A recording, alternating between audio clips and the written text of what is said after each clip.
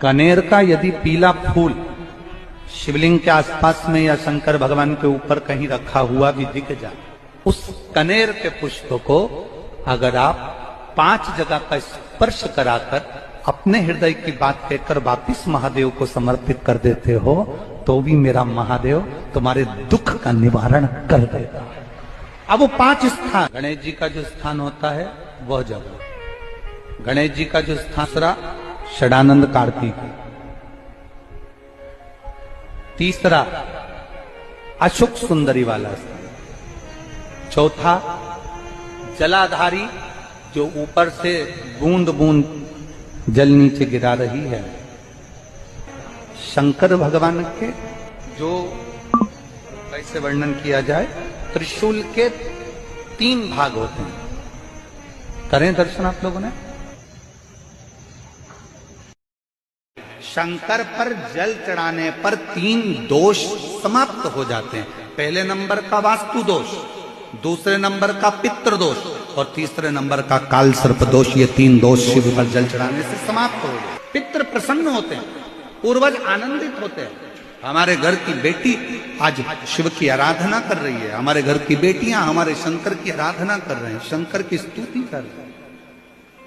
महापुराण की कथा से मान लो कोई वस्तु आपकी खो गई, कोई चीज नहीं मिल रही है, बहुत देर से आप ढूंढ रहे हो, प्रयास कर रहे हो। सुबह सुबह जब भगवान को जल चढ़ाने जाओ ना, तो जो जल लेकर आते हो ना, उससे अपनी साड़ी का कोई भी पल्लू, जरा सा भाग उसको गीला कर लिया थोड़ा सा, और उसको नेत्र से लगाकर घर में आकर उस वस्तु का स्मरण कर कर बाबा से प्रार्थना कर करो, बाबा मेरी वो सामग्री बहुत कीमती थी पर मिल नहीं रही। आप प्रयास करोगे ना बाबा तो ढूंढ सकते। विश्वास करता है 24 घंटा या 48 घंटे के अंदर वो सामग्री मिलेगी जरूर, जहां भी होगी वो प्राप्त।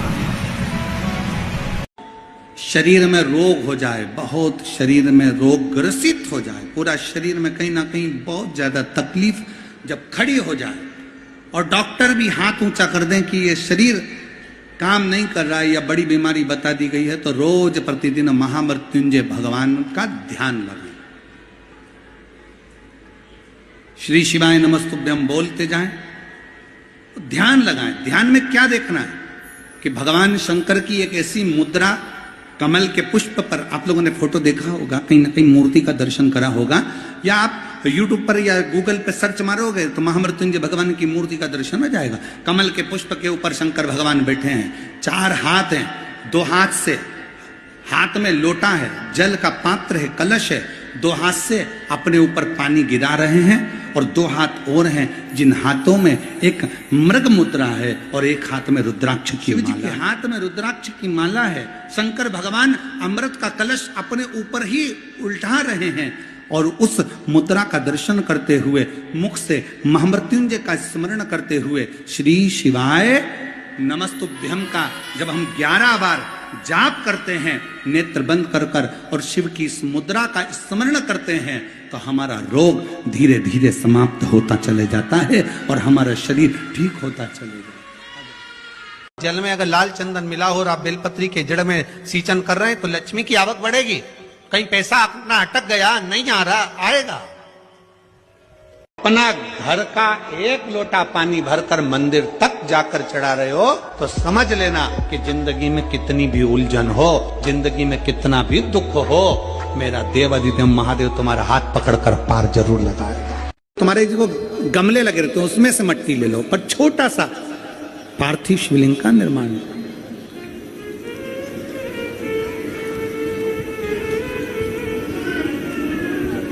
समझ लेना जरा, तुमने पार्थिव शिवलिंग बनाया, जलाधारी बनाई,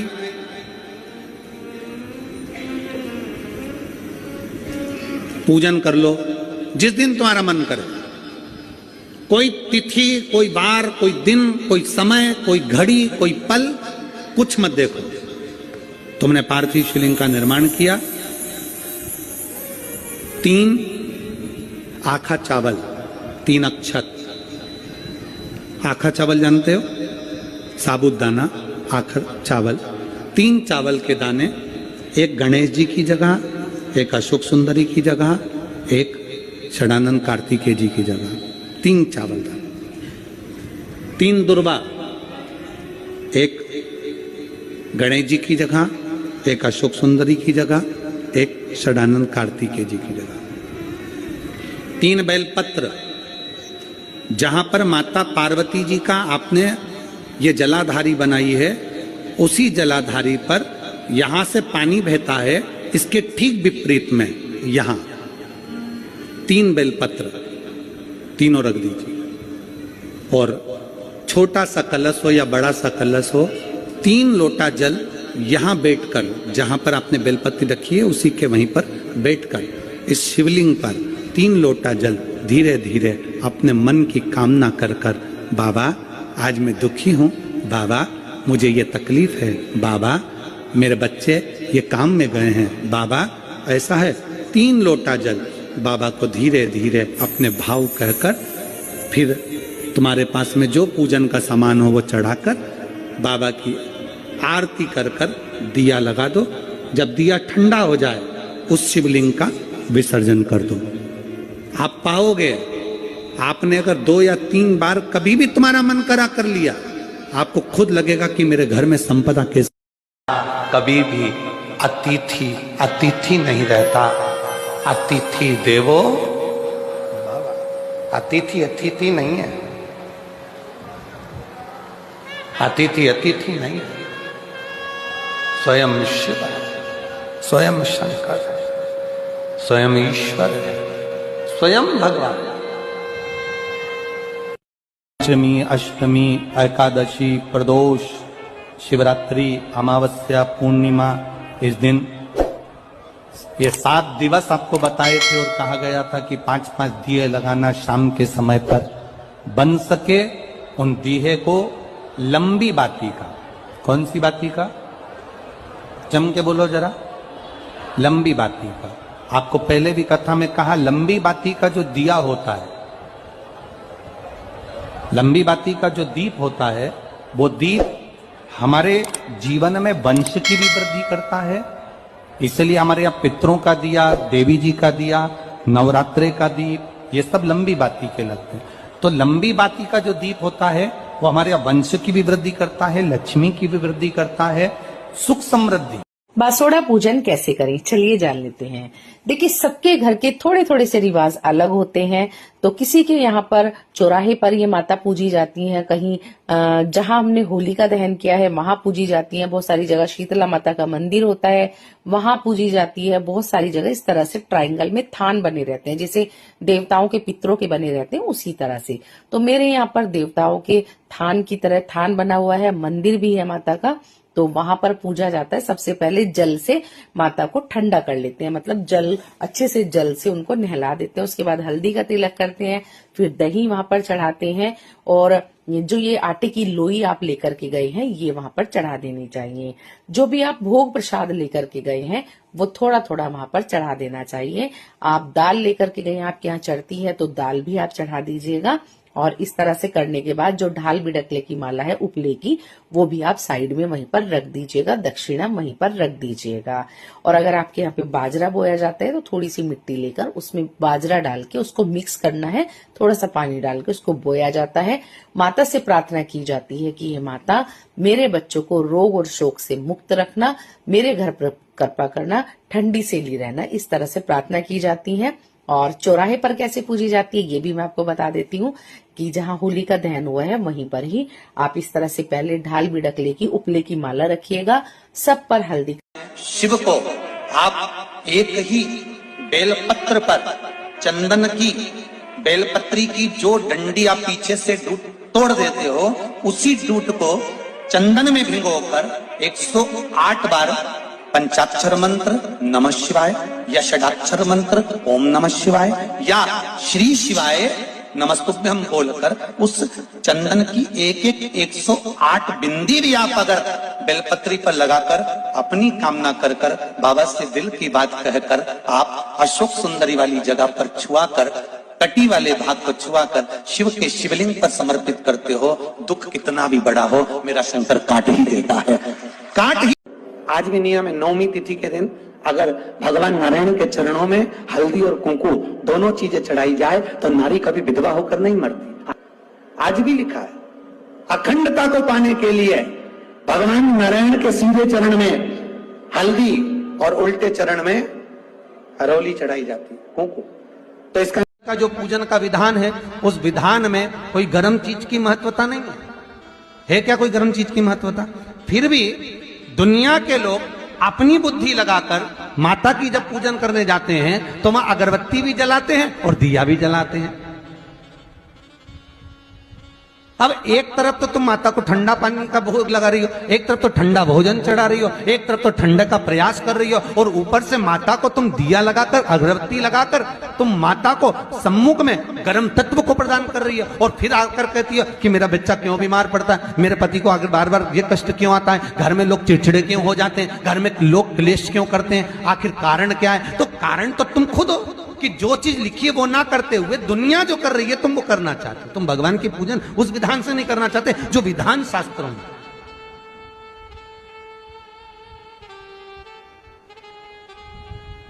जो शास्त्रार्थ विधान कहता है। महाराज, शीतला माता की पूजन में कहीं ऐसा लिखा है कि तुम दिया लगाना, अगरबत्ती लगाना? शीतला माता की पूजन में लिखा है 1 लोटा पानी लेना, उस जल में पुष्प आदि लेकर माता को ठंडा भोजन का सुंदर भाव से माता का स्नान कराकर पूजन करना, अर्चना करना, कुंकू, चावल, रोली, मोली जो चढ़ा सकते हो, चुनरी, वस्त्र आदि जो चढ़ाना हो चढ़ाओ। पर यह नहीं लिखा कि तुम दिया भी लगाना कि अगरबत्ती भी लगाना, क्योंकि गर्म तत्व मत चाहिए माता। वो शीतल है, शीतला। और अगर तुम दिया लगा भी रहे हो, मान लो दिया अगर तुम लगा भी रहे हो तो उसके सम्मुख ना लगे, उससे दूर, बहुत दूर।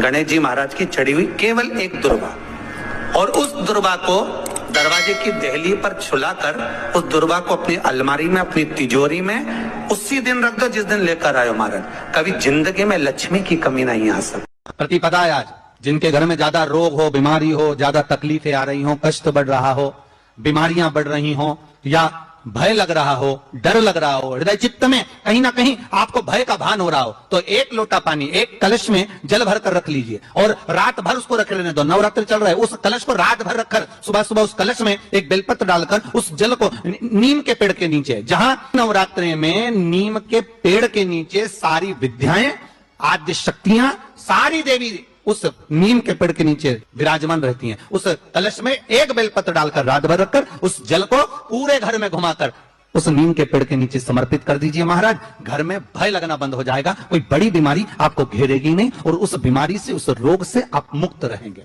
उस बीमारी से, उस रोग से आप मुक्त पाएंगे। हो रहा काम, बहुत दिनों से लगे हो, नहीं हो रहा, हरा मूंग ले जाओ। मूंग के दाने तो रहते हैं घर में, केवल 31 मूंग के दाने लेकर जाइए, 31 चावल के दाने लेकर जाइए, और 31 ही बेलपत्र लेकर जाइए। जिस दिन सोमवार की अष्टमी हो, कौन से दिन? सोमवार की अष्टमी हो, उस दिन शंकर जी के मंदिर में जाओ, 3 चीज लेकर जाओ, मूंग के दाने, चावल, बेलपत्र। चावल जो 31 लेकर गए हो, अपनी कामना कर कर शंकर जी की देहली पर रख दो, चौखट पर, कहीं पर भी एकांत में उसको रख दिया जाए। मूंग के जो दाने लेकर गए हो 31, वो नंदी के पास में, जो नंदी का पांव ऊंचा रहता है उस पांव के पास रख दीजिए। और जो 31 बेलपत्र लेकर गए हो, वो 31 बेलपत्र अशोक सुंदरी वाली जो जगह है जहां से पानी नीचे गिरता है, प्रत्येक शिवलिंग के सामने एक मोटी सी लाइन होगी, उस मोटी सी जो लाइन है अशोक सुंदरी, वहां पर जो 31 बेलपत्र लेकर गए हो, अपनी कामना कर कर पीला चंदन, लाल चंदन लगाकर उस पर समर्पित करते जाओ। उसकी डंडी जहां से पानी बहता है उस ओर होना चाहिए। आप निवेदन कर कर देखो, एक सोमवार की अष्टमी पर कर कर देखना, दूसरी सोमवार की अष्टमी आएगी, अपने आप आपका काम हो गया होगा। बाबा से निवेदन तो करो। कंपटीशन एग्जाम में बैठो, इंटरव्यू देने जाओ, परीक्षा देने जाओ, इस कुबेरेश्वर महादेव की धरा का स्मरण कर कर, शंकर का स्मरण कर कर, थोड़ा सा कच्चा दूध उसमें काली मिर्च पीसकर शंकर को चढ़ाकर, फिर 1 लोटा पानी शिव जी को चढ़ाकर, उसके बाद जाओ। 3 महीने बाद इसी भूमि पर दिखोगे कि मेरी नौकरी लग गई। और रुद्राक्ष उत्सव का नियम है, जो आया है खाली नहीं गए। 30 साल बाद भी अगर संतान नहीं हुई है और जिसने रुद्राक्ष उत्सव का 7 दिन नहीं, 5 दिन नहीं, 3 दिन भी अगर रसतत्व ग्रहण करा, इसी कंकर शंकर की भूमि पर वो रात्रि विश्राम करा, 30 साल होने के बाद भी औलाद लेकर बाबा के धाम आया। ये शिव तत्व की, ये कुबेरेश्वर धाम की रुद्राक्ष महोत्सव की महत्वता। एकादशी के दिन जब आप जल शंकर को चढ़ाने तो रोज ही जाते हैं। जब एकादशी का दिन रहे और शंकर जी के मंदिर में आप जल समर्पित करें तो 3 बार मुख से स्वधा स्वधा स्वधा या स्वधा स्त्रोत का पाठ, जिसमें 12 श्लोक। तुमको ऐसा लगे कि ये शरीर का रोग तो समाप्त हो ही नहीं रहा, एक ना एक रोग चल ही रहा, ये रोग समाप्त होने का नाम ही नहीं है। पिपलेश्वर महादेव का नाम लेकर, और पिपलेश्वर महादेव का नाम लेकर किसी भी शिवालय में शंकर के मंदिर में जाकर 1 बेलपत्र रखकर, उस जो प्रसाद तुम बना कर ले गए हो, जो तुम भोग बना कर ले गए हो, उसका स्पर्श कर कर पिपलेश्वर महादेव का नाम लेकर शंकर को उस भोग को रखकर, बेलपत्र रखकर शिव जी को 7 बार 1 ही लोटे का जल, केवल 1 लोटे का जल 7 बार उत्तर की ओर मुख कर कर, दक्षिण में खड़े होकर शंकर के शिवालय पर 7 बार 1 ही लोटे का जल 7 बार थोड़ा थोड़ा कर कर उसको गिरा दीजिए, शिव जी के ऊपर चढ़ा दीजिए। 7 बार। बाद में जो प्रसाद पर आपने बेलपत्र रखी है, उसी बेलपत्री को उठाकर शंकर के शिवलिंग पर चढ़ा दीजिए। बाबा को प्रणाम करिए, बाबा मेरे शरीर का रोग समाप्त नहीं हो।